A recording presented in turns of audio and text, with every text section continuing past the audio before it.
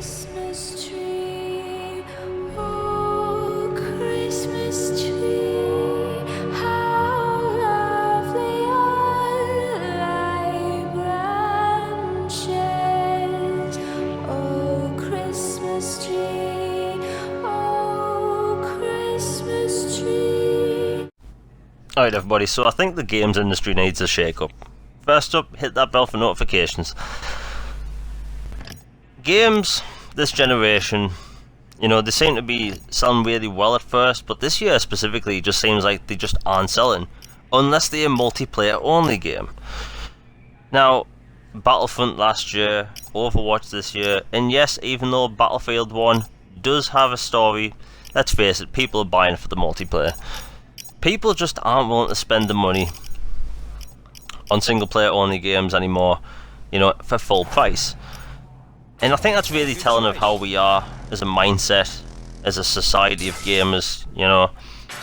I personally have no problem spending full price on a game that just has a story mode. But people just want more bang for the buck, you know. But let's go back to when Dead Space 2 came out, and when a bunch of other games came out. That and a bunch of other games had a multiplayer mode, but people called it a tacked on multiplayer mode because it just wasn't good. That and a lot of other games.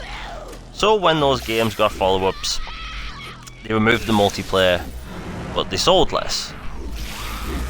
So are people more willing to buy a game that has a tacked on multiplayer than that has a solid single player and no tacked on multiplayer?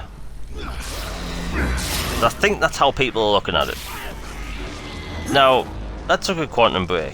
If Quantum Break was $40, I think it would have been a different story. I think the games industry just needs to change slightly. And by change, I mean the prices of games. So I think it could work a few different ways. So multiplayer only games, $40. Thank you for that. Single player games only, $40. But if they've got both, $60. Or even more. Now let me talk about the even more part.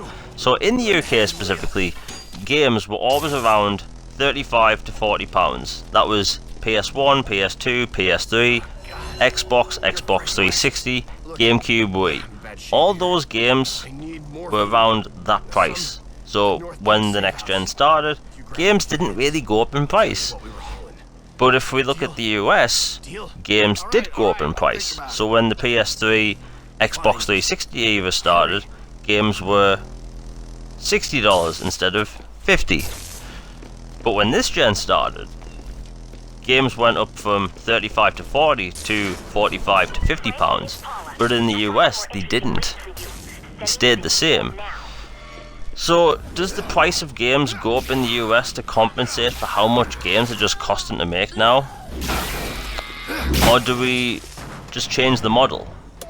Because people are wanting to just... People want to buy a game and have as many hours as humanly possible out of it. Why do you think Skyrim Definitive Edition is selling well? It's not because it's a good game, which it is. It's selling because people look at that and think, I can get dozens and even hundreds of hours out of that. People look at Battlefield 1 and think, I can get hundreds of hours out of that. Well, if you've got a single player only game that's going to offer even just up to a 15-hour experience, I think people aren't really willing to take the risk. Let's look at Deus Ex Mankind Divided. Excellent game.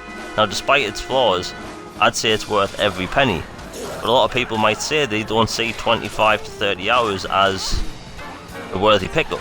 People would rather spend the money on a game they can put hundreds of hours into. The games industry just needs to change. And when that happens, I think it'll start to be healthy again. There's too many big budget AAA games are coming out and failing. And too many people are going to lose their jobs. And for an industry I love, I don't want that to happen. So, if you agree with me or have any other ideas, just let me know on Twitter. If you enjoyed the video, like and subscribe. I'm out. Have a good day.